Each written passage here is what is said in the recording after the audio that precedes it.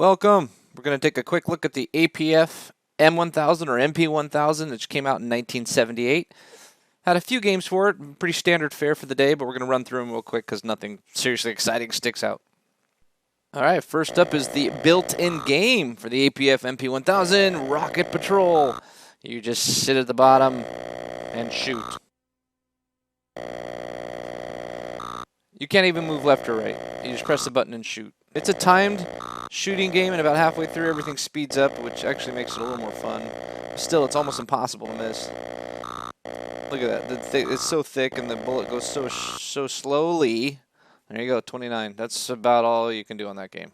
Then we have modified wrong trash truck. This game is just trash trucks fly across the screen instead, so I know that's highly exciting.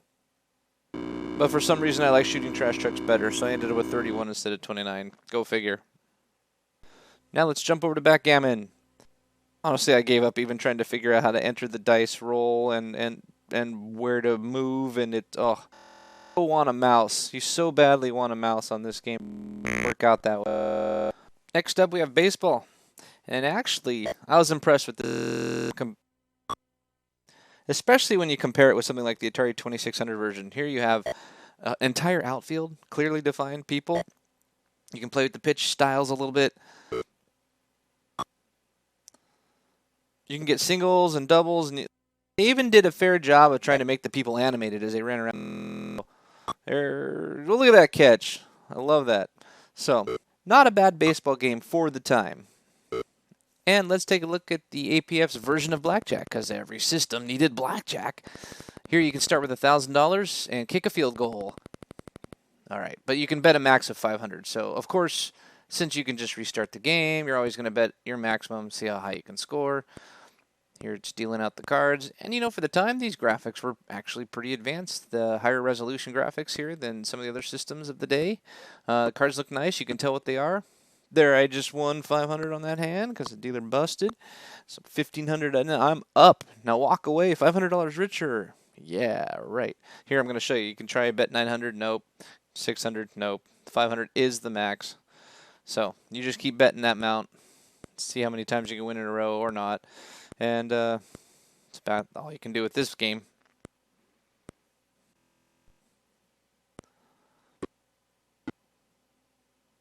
This is called Blockout. It's just a two-player Tron Light Cycle style game where you box the other person in, you know, like a snake, or so many versions of this. Blockout in the arcade. So there it is. You need two players, so not so great for a single-player person. All right, let's jump over to bowling. It's kind of a cool implementation. Basically, all you do is the ball bounces back and forth. You have to time when you're shot, when you want to release the ball. Hey, look at that. Picked up the nice spare. Oh. I'm going to watch the scoring. Scoring is actually accurate. They track strikes and spares properly, so you could get a maximum of 300. Of course, I didn't want to get so good at this game that I mastered the 300-point game, but you can add a version of bowling. Okay, here's a pretty ambitious game. This is boxing, and you can see they actually tried to animate full-size characters. Their punching looks pat a cake a little bit, and they're more likely dancing. But you get the idea. I'm on the left, you're trying to box the guy on the right. There we go. I like how they say ow when you punch him in the face. And the only move I could figure out how to do was more or less block and hit in the face. And that's all you can do. If you win a round, you get a point. So you see here I'm 3-1. I'm winning in the rounds. This is the 5th round, and so whoever wins this one gets the next point. Fake 'em low, hit 'em high, and fake 'em low, hit 'em high until you can, boom, there we go, until you knock 'em out. So here we go. I'm going to deal the knockout blow. Yay! And that's how you win boxing on the APF. Alright, we're going to play some Brickdown. Or you might have seen this a few times before. Many times this was just called Breakout. But here you go. Breakout on the APF. The colors are nice. Controls are pretty good. It's not a paddle controller. It's just a joystick. So again, that's going to always be limited with this style of game. You almost need a really decent paddle controller to play a proper game of Breakout. But as far as the controls that we were given, you know, this isn't a bad version. All right, let's go to the casino and play roulette, Keno, and slots. I would have hated it if I'd paid money back in the day. Seriously, roulette on a computer doesn't get much more boring. You spin the thing and it's a randomizer with white and red. Here's all your normal bits for roulette, whatever you want to call it. There you go. See, 28. There's the marker. Then it will say, bets on here, you win. Yippee. Next, let's take a look at the slot machine. Doesn't this look exciting? Ooh, I just won 5 tokens. Woo! This is slots. You hit the button, and it randomly spins the wheel like a real slot machine, and you get paid in real life nothing. So why would you want to play this? There are so many good slot machine games nowadays. Some retro games just aren't worth it. The sound is so annoying. You certainly don't want to keep watching this part. Skip ahead. Here we go. Ah, win again. Oh wow, this gets old quick. And finally, on this cartridge, we have Keno. And if you know how to play Keno, you know a lot more about this game than me, because I don't know much about it. I just threw a bunch of bids out there. I just threw a bunch of numbers into the queue, and here it goes. It's like bingo, I hear, or something. No, lottery, right, where you have to match the numbers that are picked randomly out of 80, though. So it's a huge amount of numbers, and although you get to pick a bunch, there you go. I didn't obviously match enough numbers to win anything. So anyway, Keno, slots, roulette, just stay away from this cart. They're calling this Catina, which I have no idea why you'd want to call it that, because this really is just the game of Othello. Much like the Japanese game Go, you're basically trying to surround and flip over the opponent's tiles. So turns, placing a block, and then based on where they you convert other blocks. So you like that. So if you know how to play Othello or Go, you know, you might find this game interesting. Of course, there's plenty of other better ways to play it, but this is the APF version. And I do have to say, the graphics are nice. You can read the far superior resolution to, say, the Atari 2600 or something, so at least give it credit for that. Let's launch a dungeon hunt. This is basically just find the hidden characters. I mean, you basically just punch in numbers, and it will reveal the tile, and you're looking for all the hidden special, there you go, those pieces, whatever you call pieces are.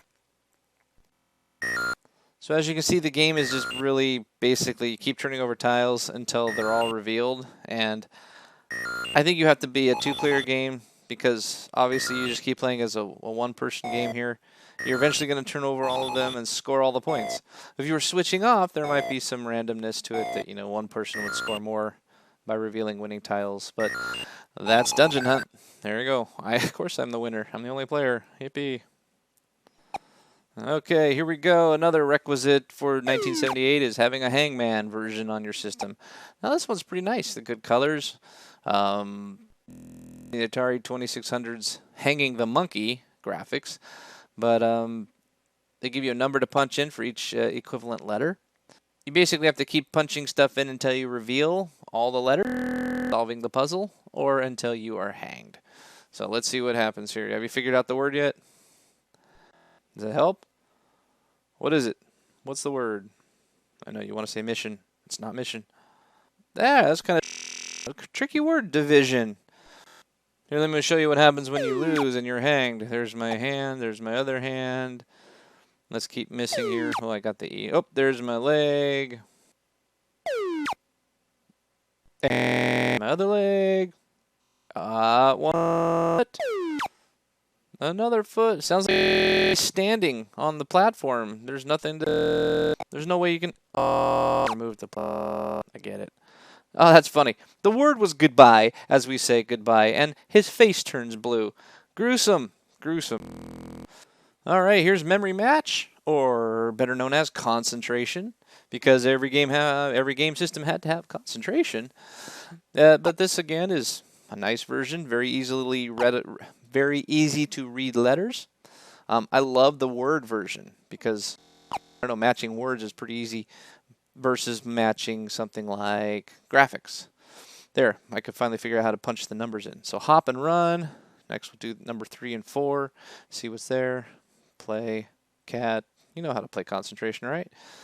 So you can again play it as 2-player or single player.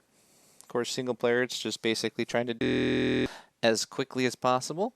If you're playing 2-player, it's the typical game where you try and match the most. So I just matched one. What do I get? 1.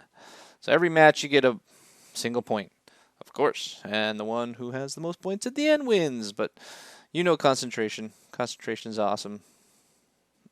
We'll just jump ahead to the end here where we reveal the final few answers. And you'll see what the winning screen looks like here.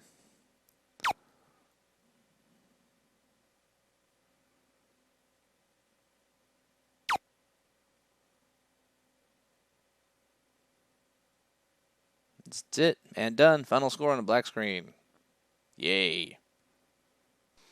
Now let's watch a little bit of pinball action. Yeah, they call it pinball. Variation on Pong, as you can see. There are things that flash every so often, and if you hit them while they're flashing, you get the points that are associated with it.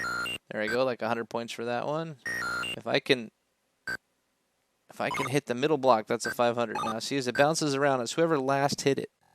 So now, whatever it hits until it hits one of those other paddles, the points are mine. There's 50 points for me, 50 points for me right there. Oh, now the points will go to that other guy. So, until I hit it again, and so on. But anyway, this is an interesting variation on Pong. So, might provide some fun for a little while, but it's old. We're doing shooting 20 bullets. The interesting thing is there's no timing. It's almost like a laser. You press a button and boom, it's at the top of the screen, right? So it gets faster every time you hit it. It gets really hard to hit because it's like perfect timing and there's like a slight delay from when you're actually pressing the button down. You know, it's kind of weird. So I don't know. There's as far as I got with that shooter. Now I'm going to try it on this side, and I think I did a lot better. There we go. 3, 4... And then, yeah, then you got the invisible one, which is always fun to try and hit the invisible one. I just did. Maybe it's not invisible, but then you don't have a chance of hitting the next one because you can't. It's like, anyway, strange game. Anybody recognize this game? Yeah, never seen that before. Crosses. Okay, it's called Tic Tac Toe. Anyway, standard Tic Tac Toe game. Try and beat the computer. And here I'm going to beat the computer because he's silly. Yeah. Yeah, the computer AI is just not really very good. I can't even remember now if I'm beating the computer or if I'm letting him win on this one, but I think I used the exact same strategy and won again. So, obviously the AI is not refined. And this is tic-tac-toe. It's not like this is hard AI. Come on. And our final game is UFO, which is just another time shooting game. But now you're shooting downwards from the top of the screen. For example, here you go. Now we're almost to the end of this one. I've hit 38 of them. I've hit 39 and so on. So that's the timed shooter UFO from top down. Okay, and here's another variation of the same exact game, but this one's called Sea Monsters because now you're shooting poor, innocent little sea creatures in the head. I killed one fish with my humongous poop drop there. Here it goes. Oh, destroyed. Come on. Got him.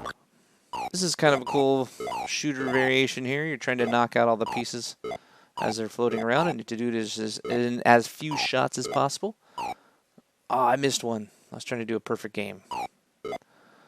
Okay, you gotta really time out the last few. There we go. Just 3 more blocks to hit. Ah, oh, right through the middle. There we go. I'm getting the hang of this. Nope, missed that one too. One more. So close. 28, knocked them all out. Similar game to that other one we saw where you're trying to shoot the things at the top. This one's actually a little better programmed because now you just, every time you shoot it, they just change its colors. It doesn't shrink until you can't even see it anymore. But that's that game. The other variation on this was instead of knocking out all the bricks, you have to actually shoot to rebuild the bricks, which is much harder actually. So I've already been over 40 shots on where 28, I knocked everything out in 28, and here I'm trying to rebuild it. Oh, I still missed it. One more try. Come on. Oh. Finally. There we go. Rebuilt it. And that's it for the APF MP1000. Not a huge selection.